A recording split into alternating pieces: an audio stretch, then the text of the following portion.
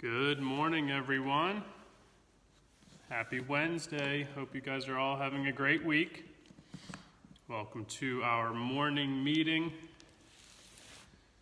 Thanks for everyone tuning in this morning.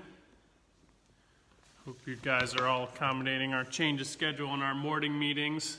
If you have not gotten the word, we're switching our morning meetings now to once a week on Wednesday mornings.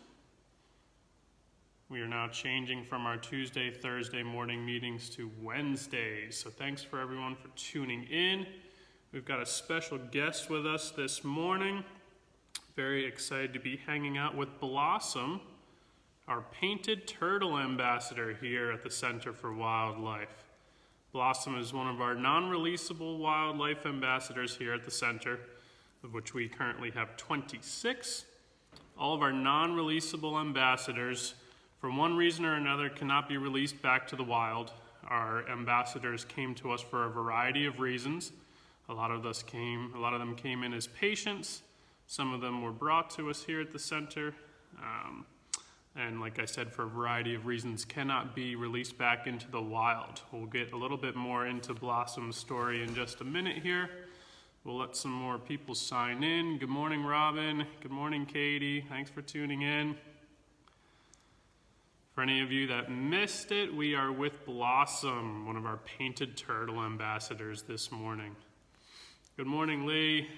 As you guys sign in, just let us know where you're signing in from. At any point throughout our morning meeting, feel free to throw some questions our way in the comments. We will try and get to all of your questions as we go through here. So everyone, this is Blossom, one of our non-releasable painted turtle ambassadors here. I'm sure all of you guys have seen or are familiar with our painted turtles. They are our most common turtle species throughout North America and here in Maine, in our coastal region here. Good morning, Maria. Good morning from Salisbury Beach. Good morning, guys. Good morning, Linda. Thanks for tuning in, guys. We're here with Blossom, our painted turtle. So again, Blossom is an eastern painted turtle. We have a number of subspecies of painted turtles throughout North America, all sort of dependent on the region in which you find them. We get them in the largest numbers of any of our turtles here in North America. Their range is all over the eastern seaboard, stretches out along our northern sector of the country, out towards the Rockies, up along the Canadian border, and then we'll get some pockets of them in states like Washington, and then a few secluded pockets down in our southwestern states. And there's actually a little pocket population of our painted turtles in Mexico as well. So you'll find these guys all over the place. They're definitely the ones that you will most commonly see if you are by any of our waterways here in Maine. These guys like to hang out in slow-moving water, streams, rivers, and then obviously our ponds and lakes as well, which is where you'll find some of the largest numbers of them.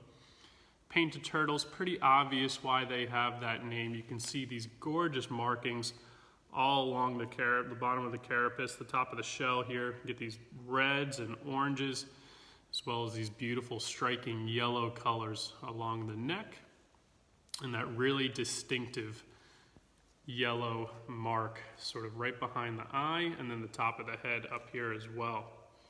These guys can commonly be mistaken for an invasive species that we have here, the red-eared slider. Red-eared sliders have similar colorations, but don't get as much of these sort of deep reds you get along the carapace here. They have the really distinct yellow markings along the neck and face as well. But again, our red-eared sliders, they're an invasive. But these guys, our painted turtles, are native to the area here. Like a lot of turtles, you'll see them making their way out as we come into our warmer months here. Good morning, Kim. Thanks for tuning in. We will start to see a lot more of our turtles and our amphibians making their way from their nesting grounds towards their water sources. Painted turtles, however, usually like to hibernate underneath the water. This is probably one of my favorite facts about any of our reptile species that we have here in Maine. These painted turtles will spend the entirety of the winter in shallow ponds. They'll bury themselves into the mud and will stay underwater and in that mud for the entirety of the winter while they're hibernating. So they will actually hold their breath for the entirety of that time that they're down there hibernating, which is pretty crazy to think. You know, I can't hold my breath for any more than maybe a minute max if I'm lucky. But these guys will spend almost an entire winter underwater and in that mud where they can keep themselves a little bit warmer. But they'll spend the entire winter down there. To get a little bit into Blossom's backstory here, Blossom came to us here at the Center for Wildlife. You can see a little bit of abnormality in Blossom's shell. A normal painted turtle shell, as you reach the back of the carapace here, again, the carapace is the top of the shell, the plastron is the bottom. You can see as we reach the back of Blossom's shell here, it has that upward curve. A normal painted turtle shell will actually downturn towards the back of the carapace here and will help protect the backside, make them a little bit more streamlined as they're swimming through the water. So Blossom here actually has a metabolic bone disease, which was developed while she was in captivity. Blossom, as well as Lotus, our other painted turtle ambassador, were taken from the wild. And when they were brought in, Blossom was given an imbalanced diet. That's one of the many reasons that reptiles can develop this metabolic bone disease. So it's believed that Blossom had an imbalance in her diet. This metabolic bone disease is caused by an imbalance in the calcium and phosphorus ratios in a reptile's diet. It can also be caused by a lack of sufficient vitamin D. So that kind of shows you that, a lot of people think it's really easy just to take some of our reptiles, like our painted turtles here, from the wild and raise them at home. But in fact, they need a pretty specialized, like almost all of our wildlife, they need a pretty specialized habitat, diet, and it kind of shows you some of the challenges that we can face when we have people taking wildlife out of their natural habitats, bringing them into captivity, and not really knowing what it takes for these animals to live a happy and healthy life. So our enclosures here, now that our ambassadors are with us here at the center, we're lucky enough to have some beautiful new enclosures for our reptiles, for our turtles and Zipper, our corn snake. They have a water source in which they can get in and out of the water.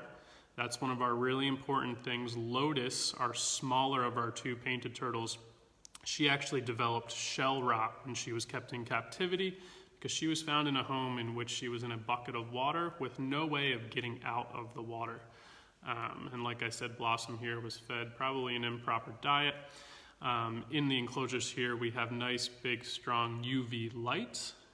You'll most commonly see our wild turtles out in the wild basking in the sunlight on logs. That's why it's really important that these guys have a nice, strong UV light source.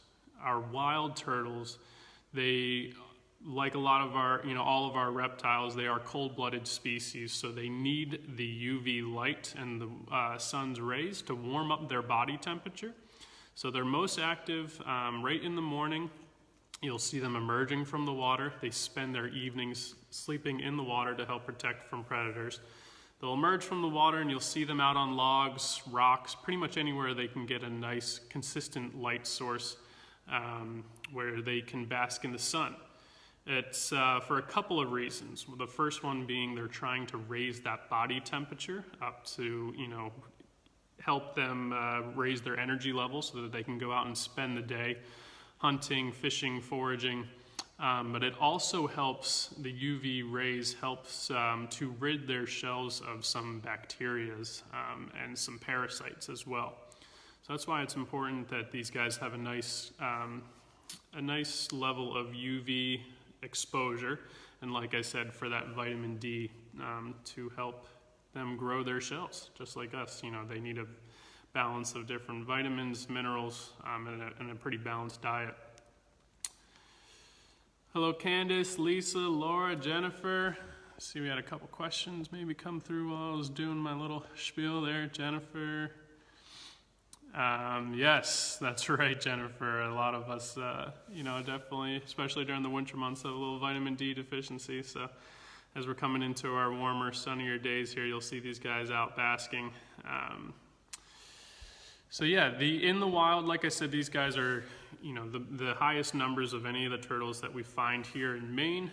We've got quite a few variety of turtles that you'll find here in Maine. We've got our painted turtles, spotted turtles, snapping turtles, wood turtles, blandings, musk turtles. We also have the invasive red-eared sliders. So red-eared sliders are posing a bit of an issue to our native turtle species. They're introduced to the area and they're out-competing some of our other turtle species, like a lot of introduced species that are brought in that are non-natives. It's quite often the case in that they'll out-compete some of our native species, and then we'll start to see declines in some of the numbers of our native species. So it's really important. I believe 4 of our 7 turtle species are either protected, threatened, so that you are not allowed to take them from the wild. Obviously, it's highly discouraged to take any wildlife, and usually there are laws preventing the taking of wildlife from the wild and bringing them into captivity. That's when we, come across issues of people taking in wildlife into captivity and releasing them into areas where they really don't belong, areas where they may outcompete some of our native species, and then we, see some real issues in our balanced ecosystem. Our animal species, these guys have been around for millions of years, and a lot of our ecosystems have been developed over millions of years, and there's been a proper balance that's been struck with the different animal species we have, and introducing something into that that's non-native can really disrupt that cycle and cause some issues for some of our natives. Donna, will her shell growth ever become more normal over time? So after mitigating that metabolic bone disease, this shell will forever be upturned. It will, however, once we were able to stabilize her diet, get her that proper source of vitamin D, the shell will eventually be able to heal up to a level in which it's hardened. So one thing that happens with that metabolic bone disease is that it causes a softer shell and causes a lot of issues with, especially if they're in a stage of development. So once you're able to stabilize their diets, get them that source of vitamin D, the shell will be able to harden back up. These guys' shells are forever growing, just like our sort of fingernails and hair. They're constantly growing their shells. So you'll see it sometimes, as they grow the plates on their shells, especially on the carapace, you'll see some of the pieces flaking off. So very similar to sort of our fingernails. They will continue to grow that, and then we'll shed some of the outer layers, which is a cool fact that you can actually tell the age of some of your turtles when you go in after a turtle has passed away. You can see the different levels that have grown, almost like a tree ring in their shell. So it's one way in which we can age some of our turtle species. Jennifer, do you have a whole list online? Jennifer, we don't have a list on our website, but if you look on Maine's Inland Fisheries and Wildlife website, they've got some great information about our turtle species here in Maine. They've got a list of all of our native species, some of the threats to some of our native species. The largest threats to our species right now is development, loss of habitat. Like a lot of our wildlife, these guys require a pretty stable habitat. There's a few reasons in which turtles faced sort of some unique challenges, one of which being turtles, almost all turtle species, but especially the turtles that we see here in Maine, they like to breed and then lay eggs in ancestral egg-laying grounds. So wherever a turtle was born, they will then attempt to return to that area to then lay their eggs once they are reached a level of sexual maturity and are ready to lay. They will try and return back to that ancestral egg laying ground. So when we build a road, when we build a foundation of a new building, if we're unaware that that is where some of our ancestral egg laying grounds are for turtles, we can face some challenges when those turtles then try and return to those areas, especially if they need to cross a major road, or if they need to return to lay their eggs in an area that is now fully developed. That can obviously pose some large challenges for these guys. They will usually try and find soft, sandy areas, any kind of areas where it's easiest for them to use those hind legs to dig a little hole in the ground in which they can then lay their eggs. So again, another challenge that we have with our turtles is as we develop some areas, as we build some large roads, usually next to those roads is a cleared area in which we can find some of those sort of sandy ground, loose gravel, in which it's pretty easy for these guys to lay eggs. So we're now facing the challenge of having a lot of our turtle species trying to lay their eggs right along roadsides. Obviously, when those baby turtles hatch, there's a couple challenges. One of them obviously being trying to cross a major road as a baby turtle, and then obviously not having a lot of cover. So a lot of our predators that will prey on baby turtles, it's sort of easy picking if new hatchlings are emerging right next to an open roadside. Pretty easy pickings. We have a lot of species that will feed on baby turtles here in Maine. Raccoons, ravens. A lot of our larger predators will. It's pretty easy pickings, baby turtle hatchlings for them. So yeah, these guys, like I said, are definitely our most healthy population of turtles we have here in coastal Maine.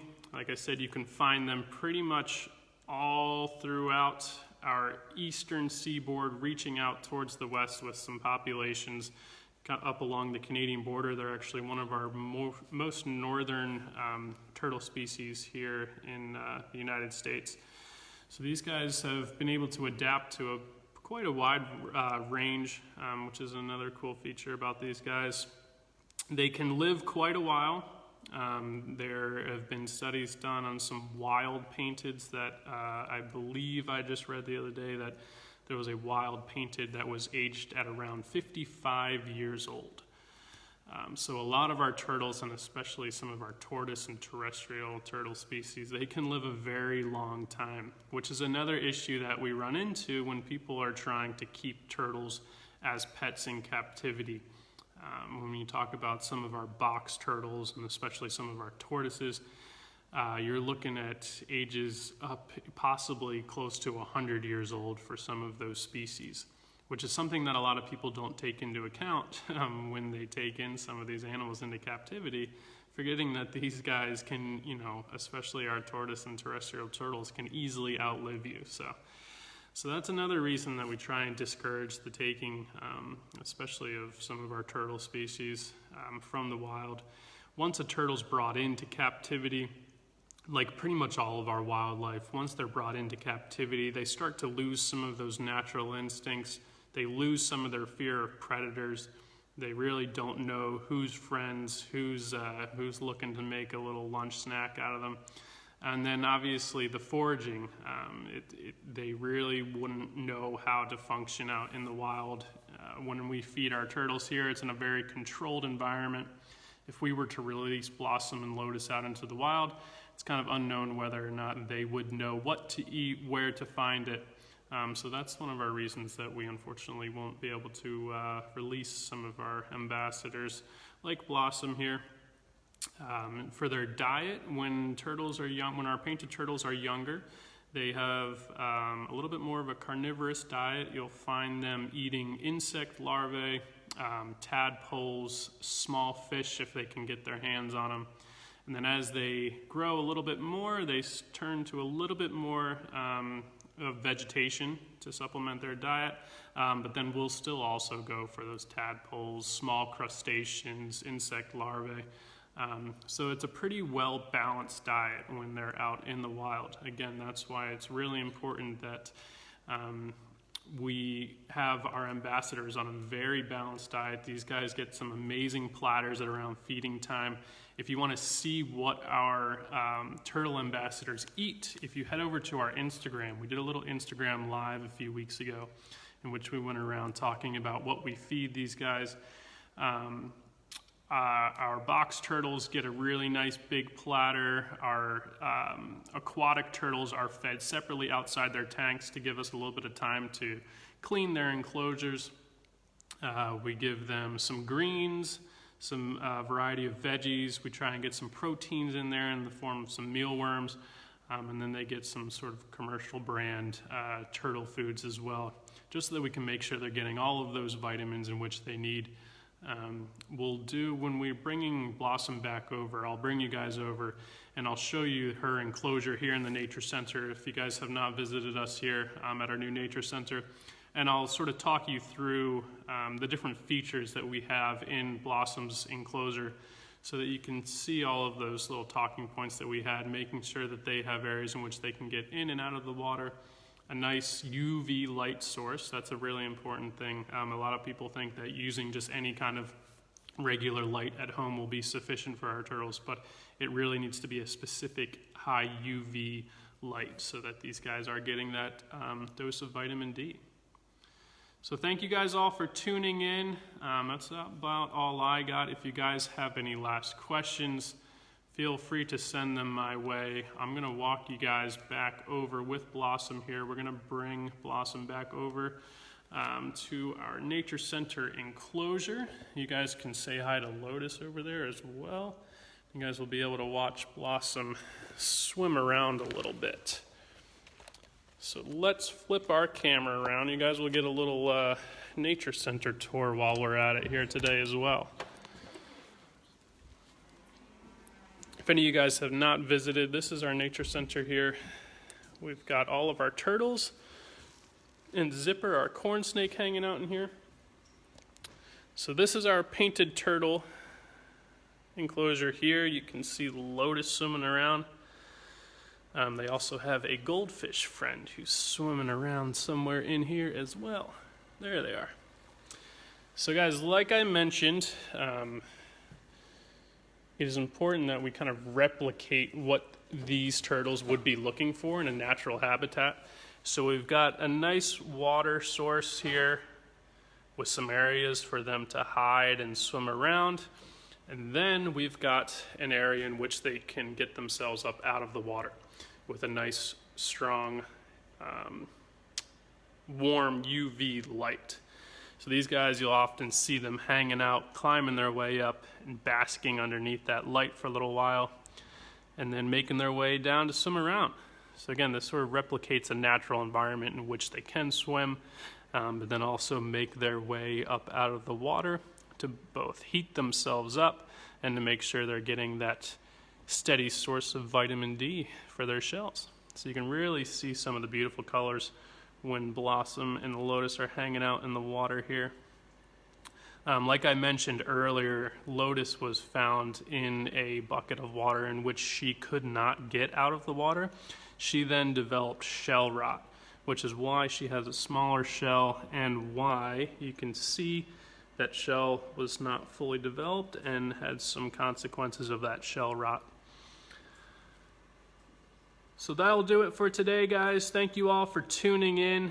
Hope you guys all enjoy the rest of your week. If you have not visited us here at the Nature Center, we highly encourage you to have a look at our website. You can go to the centerforwildlife.org. You can find some information on some upcoming events. We've got some great programs going on. This Friday we have a new Become a Biologist program, which is catered towards some of our school-age children and young adults. We're going to be exploring some vernal pools here on site. We've got quite a few other public programs coming up in the near future, so we encourage you to head over to the website and check that out. Thanks again for tuning in, guys, and we will see you next Wednesday.